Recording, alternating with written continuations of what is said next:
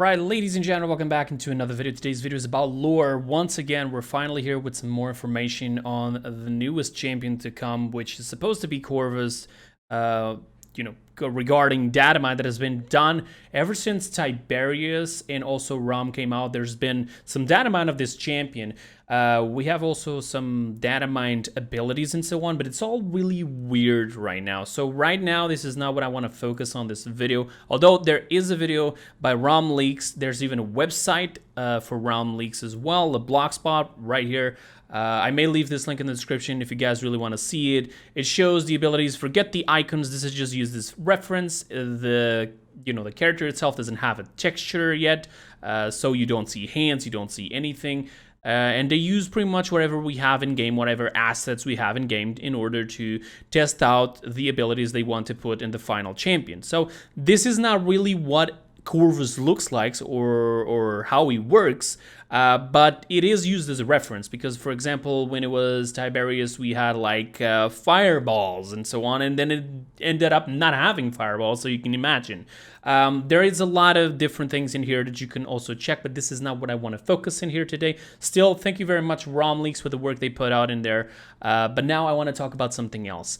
In this past week, there has been some lore stuff, some chests, some little boxes with some scrolls inside, with some lore teasing almost inside of it to different content creators. And the different content creators are in the exact order. First one was JFlare, second one was Superbounce, third one was Vex, and fourth one was Incision. They all received a box at their house by Evil Mojo, which contained a little small chest. Inside of the small chest, we had crystals, sort of like purple, pink crystals inside, and a little jar as well, and then a scroll. Each one of the scrolls for each one of these different people received different texts.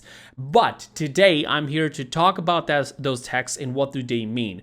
Who is this new champion? And the thing is, this new champion has been teased to us way long ago, which I've been mentioning multiple different times, and I was already expecting actually to be this champion, just not now. I didn't know that it was just going to be exactly Corvus. I just knew that this champion would come out eventually, but we're going to go through every single one of the places where this champion has been mentioned before. And then I also want to go back here to the abilities, because there's some things that here don't really match sort of the champion that we're looking at. But even so, let's just start off with the texts that are on the scrolls for the different people who receive these lore boxes. First of all, I want to thank you, JFlare. I asked him for if he could actually get me his text. He said that it was kind of hard to get it because the scroll was, really bendy and with waves and everything. But he did point me out to somebody who could definitely help me, which is Gabriel at Twitter, which also is MB. It's right here if you guys want to check it out. Gabriel, thank you so much for this work. Basically, he grabbed the text of all the scrolls except for Incision because it's the most recent one, but I have it there as well, ready to be shown. And he grabbed the text and put them up here, but I already downloaded the pictures, so I'm going to go through the first scroll of all, which is JFlare's, and we're going to read it really quick. I've earned their respect and I have been invited to join the judges with an honorary place at the cadets table. But I'm struggling to come to terms with the medal they're awarding me for bravery on our patrol. It's hollow. I never would have imagined such a monstrous thing could exist in the realm. So many lives were lost. What does bravery matter if I fail to bring everyone home? Then the second one says, apparently it has also earned me some new assignment that everyone refuses to speak about. None of it matters though, as long as in the month from now, this new position gives me the power I need to keep my people safe. Now, I gotta be honest, this entire text that JFlare received is kind of weird. It doesn't really match what I've been thinking about the lore for Corvus, but we're gonna jump into the second one so we can keep this going on really fast. I still believe that the Corvus is the character you're seeing there in the back, and I'll explain why. This picture has no relation, just it was Gabriel who decided to put it as a background. It still looks really, really cool.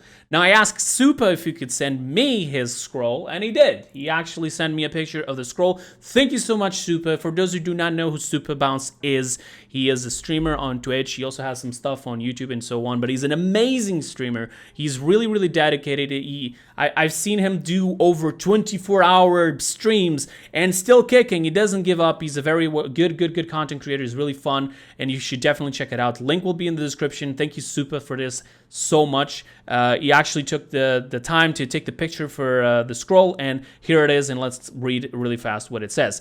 They say the most difficult decisions test the strongest of wills. Mine was tested today. Nobody but I understood why it had to be done. That this was the one chance to save everyone. One girl's life was to be given in exchange for the entire town's, but in the end, it didn't matter. The entire city of Saris was destroyed by the abyssal explosion that her death was meant to prevent. It is my duty to protect as many as I can. If decisions like this means that the people I seek to protect will despise me, then at least they are alive to do so. So basically it's going around the story of Saris. And for those who do not know the story of Saris, I need to go really back because I don't want you guys to lose this information. Let's start off right here. First of all, I want to mention this just before we go anywhere else because I'm fearing I cannot come back to this. Initially, when I saw the crystals on the first box of J-Flare, I thought this was Corvus. And the story, this was one of the reasons why the Magistrate actually ended up by mistake creating the Resistance, which is the Paladins, because of people like this one in the picture right now, they decided to basically make it a little bit more strict and limited who could use the power of these crystals. The power of the crystals that sort of is like the entire fundament of Paladins, the game itself, right? He also had like a pink crystal in his hands as well. He ends up creating like an explosion in here just a bit. And this is why the Magistrate decided, no, the power, the people should not be able to use this, so we're going to limit it. But Valera, this is Karn, Valera decided, no, we do not agree with this. We want the people to be able to touch, to use whatever everybody else is free to use. So basically a war was created, and Valera became the leader of the Resistance, which is Paladins, and Karn remained with the Magistrate, and pretty much that's where the story continues. I initially thought this was a person, honestly, this was Corvus, but it's not, and I'll explain why in a bit.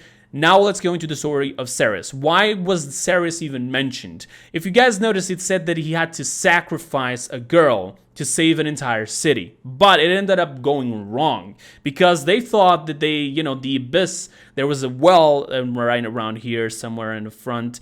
There's a little well here that supposedly, here it is. Supposedly, they thought that they wanted a sacrifice. They wanted a sacrifice of somebody so the abyss would remain still and do not do anything wrong. But it was actually a lie. The abyss actually wanted a vessel to come into the human world and start to wreak havoc. And this is what actually happened. This is how Saris was born. This girl was a normal girl, and an abyssal lord actually is inside of her body right now, or at least an abyssal power. Abyssal Lord supposedly was destroyed by Furious. Still really weird on that part of the story, but I still really want to see what goes around this.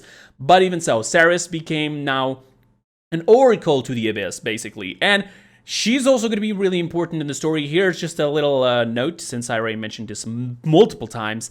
I even have a video of this where I mentioned Saris seems to be the one who's behind everything. The entire thing of Paladins, Magistrate, and everything. She's pulling little strings everywhere. Of course, she only appears from here to, to the future, but still, there's a lot here to be talked about.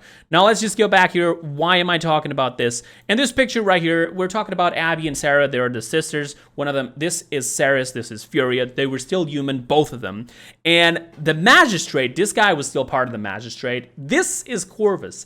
He was given the assignment of having to sacrifice somebody. So he thought he was doing this for the good, but ended up being, the wrong decision. He actually decided, you're going to be the sacrifice. Saris became the sacrifice. Furia tried to fight it, didn't work out. She still got her. He even cut it off the hair of Saris, and Furia actually ended up grabbing this lock of hair and putting it on her own, locking it to her own hair or something. That's why when you see Furia, she has this lock of hair right there.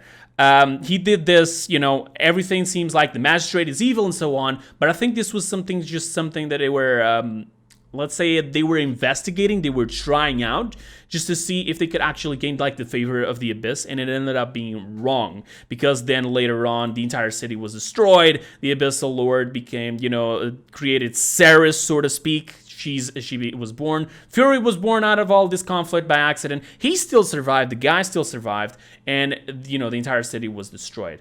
But yeah, pretty much this is that part of the story. Now, I want to keep going. This is on IO's trailer, but we'll talk about that in just a bit. I think Atlas is before IO, so still, we'll circle back to that. Let's just go now into the Vex's scroll. Unfortunately, I tried to contact Vex. I didn't have the chance to talk to him, but Gabriel also did a picture to his text as well.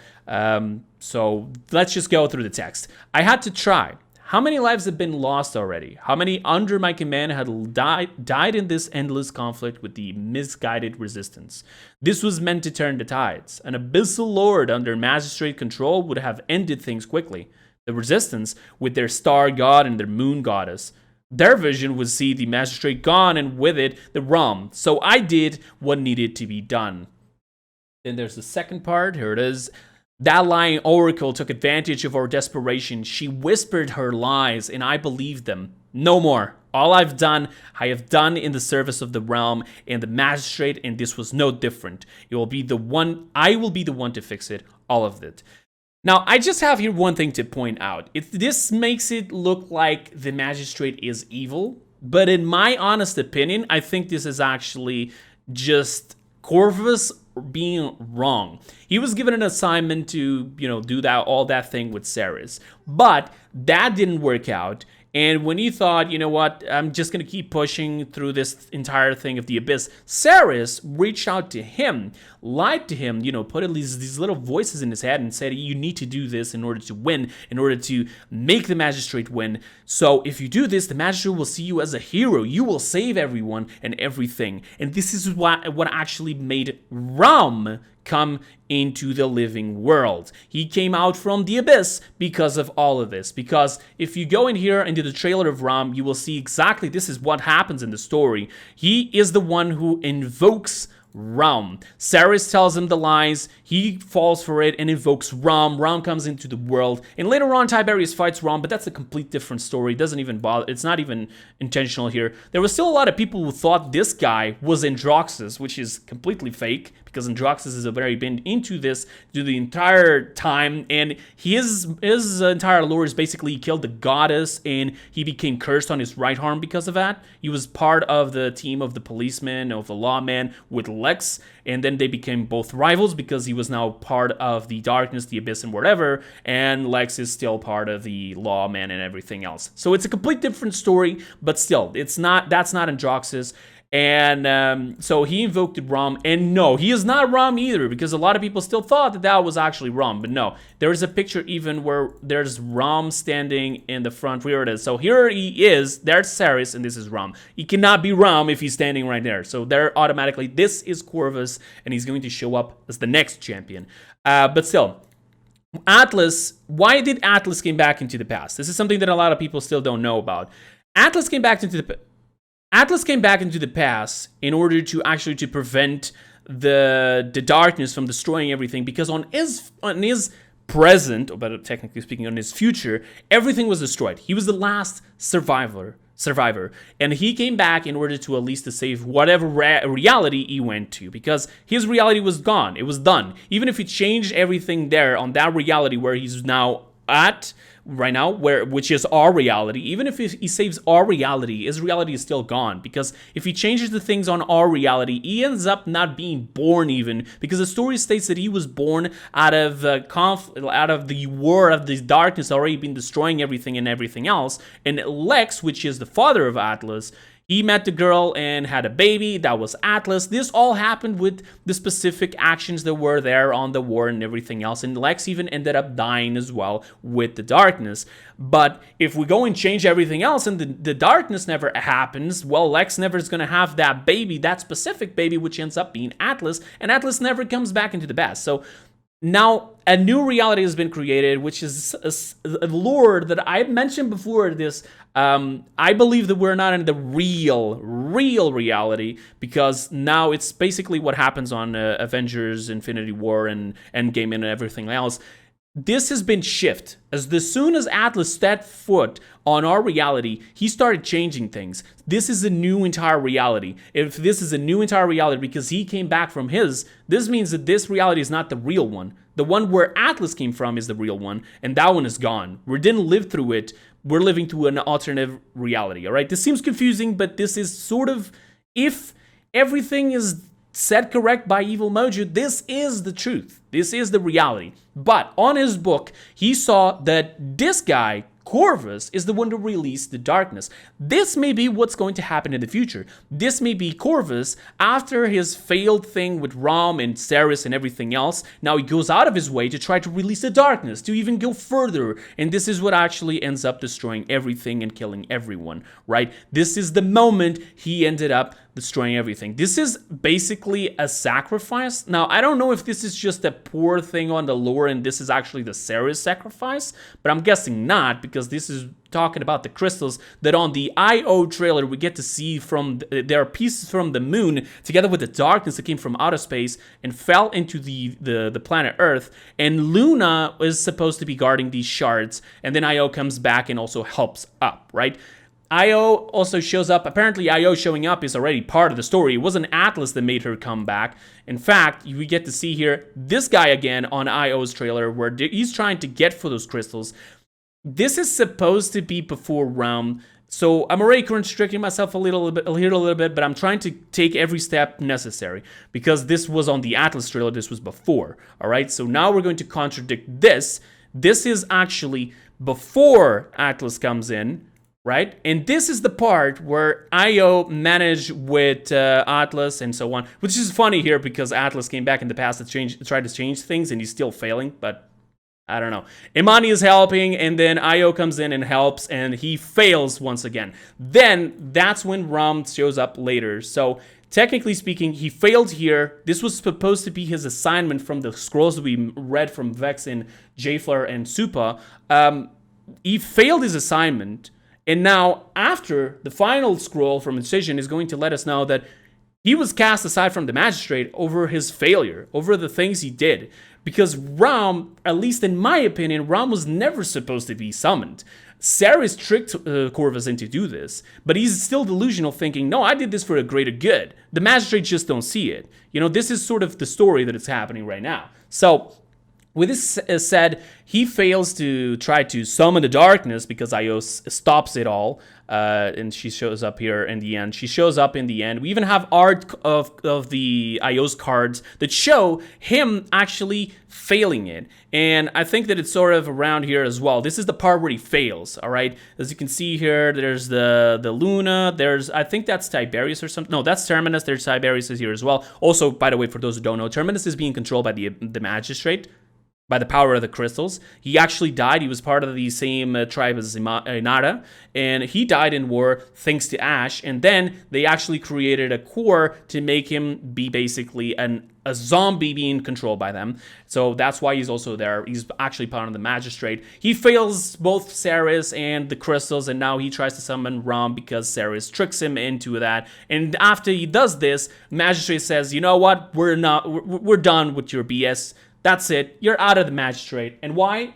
Because of this. This is the scroll that Incision received. So it has come to this. I have been tricked. Is it tried? Lied? I don't even know, but it's tried. I've been tried. I think this is actually, he has been judged for my crimes against the magistrate and the people. This morning, I heard them list off why I should be chastised, and I laughed. They have no idea what this realm needs to survive. I now control power that my father has deemed unfit for humanity. My men still stand by me. Only I have the strength. Only I have the willpower to bend the abyss. No more proxies. No more lies.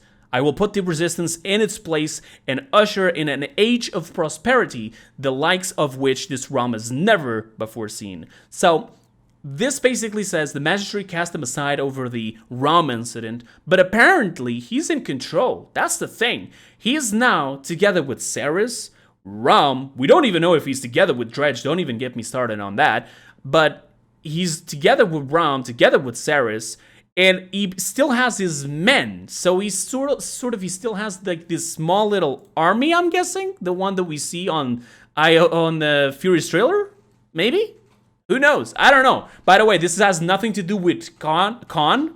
You know, the from House Heiko. He seems like to have the same armor, but that has nothing to do with it. They're a complete different thing. Leon and Khan is a complete different thing from this, so don't get it confused. But even so, with all of this lore, and we also have something from, that's it, Paladins themselves. There it is. They did a tweet. It says 39 minutes ago, but this has already been taken a long time ago.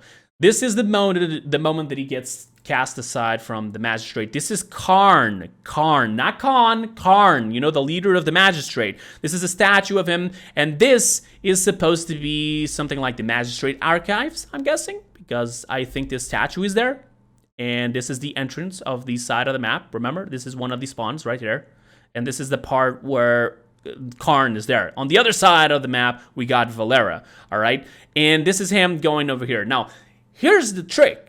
With all of this, I even think, and this was already announced back at HRX, that one of the maps was going to be reworked. This was going to be Magistrate's Archives. And if you guys can remember, the entire map is now going to have an Abyss theme. This is the part where Realm actually comes into place. I'm guessing that that's the core of Saris. It's almost like a core of Saris, so it's going to be like a core of Abyss of something like that, some sort of like that. This entire facility has been changed, has been reworked in actually the lore as well, not just in the game, not just as a map reworked visually, all right? This actually been changed in the lore because this facility has been changed in order to sort of study the Abyss, but at the same time, this is the place where Ram came into the living world. This map is going to be completely changed into an abyssal theme just to take the lore into the next step, which is really, really cool. It's almost like what happens, for example, in Fortnite, if you guys have the awareness, where the map entirely changes to keep the lore going. And the same thing is here. They're actually changing maps to make the lore keep going. And it's actually really, really cool. And it basically, I don't know if this is going to be his own fortress, if maybe the Magistrate don't know that he's working here undercover or something, after he's been cast aside or something, or he's just going to create his new own spot. But then, since I'm also talking about this before we end the video, because it's pretty much already said, everything is said except for this, I just wanted to show you guys this. This is on Reddit. Some of the cards have already been shown, but trust me, the descriptions of the cards are not really much of importance. What we do now echoes in eternity. I mean, yeah. Yeah, this nothing of this is actually correct. I think this was actually even Mojo. If they thought, okay, if you try to find this by data mine, we're just gonna throw in some stuff that makes no sense. And it may be even the lore of him, I don't know. But at this point, that's it. And he who sees that witch. So basically, yeah, that's Corvus. That's the guy that heard from Saris. So with all of this said and done, I want to come back here just to finish off the video. In the data mine, it shows that apparently he can fly. Now, as you guys are aware of, he's a human. He's just a normal human, an army man who decided to investigate through the Abyss. In my opinion, he's either one of two things. He's either an alchemist, and he's going to sort of use the power of the crystals, which is also what was contained inside of the boxes that were sent for both J-Flare, Supa, Vex, and Incision, right? So it could mean that he was using the power of the crystals in order to now to be able to fly and so on. He's going to be a healer, by the way, so he could also use that sort of power. He's going to be sort of on the side of the Magistrate, but at the same time not. So you see here what's going to happen. And that's what I'm saying. It's either that or he's actually going to be gaining power from the Abyss, and he's going to be able to now to fly and etc. He's going to be some sort of a dark healer from the Abyss, like Saris, pretty much. So it could be that. If it's not that, I don't know, but we're going to wait to see. These are the chests that were given to the creators. By the way, also a shout out to my man Incision. He's also part of the team, which both me and Superbounce are in, which is the stream team. And Incision is also a great guy. I'm also going to leave his links down in the description. Make sure you go in there and also check his video. He did a YouTube video with this scroll, so if you guys want to go and check it out. He did actually an amazing editing. Both him and Super, amazing, perfect, loved it. So if you guys want to check it out, I'll leave the links in the description. And yeah, that's pretty much it. So as soon as I get more information, this video is already too long, but there was so much here that I wanted to cover that I just had to do this video, even though it's really big. Also, thank you for Gabriel for putting up these things over there. And yeah, that's pretty much it. I hope you guys enjoyed. I'll see you guys next time when we have more information about Corvus. Maybe if we have more information into the abilities, I'll do a video about that as well. But for now, this is it. Thank you so much for watching. That'll be it. I'll see you guys next time. And until then, have a wonderful time. Bye-bye.